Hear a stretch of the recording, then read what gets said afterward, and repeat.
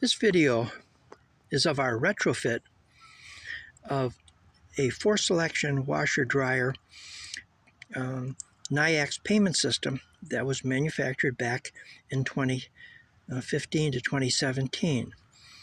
It had originally the Amit Nayax that had the G3 service, and that service has been stopped. Everything is G4 and G5 now. So our customers are sending in their equipment to have them upgraded. We remove the Nayax Amit version and replace it with the modern G4 Vpos Touch from Nayax. It all operates the same way, just a little bit more modern. Example, you press the push buttons on the front of the machine here, and you select which washer and dryer you want.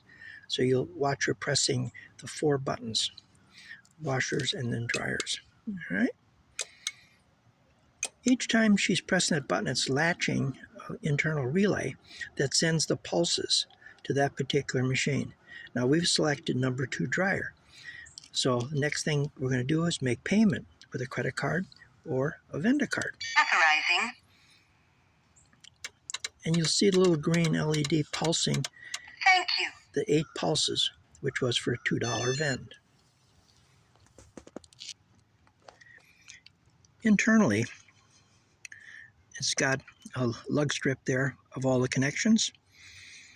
It's pretty much remains the same. The only difference was removing the Amit electronics and hooking up the Vpos Touch. The numbering 1 to 4 is where the customer connects up their washers and dryers.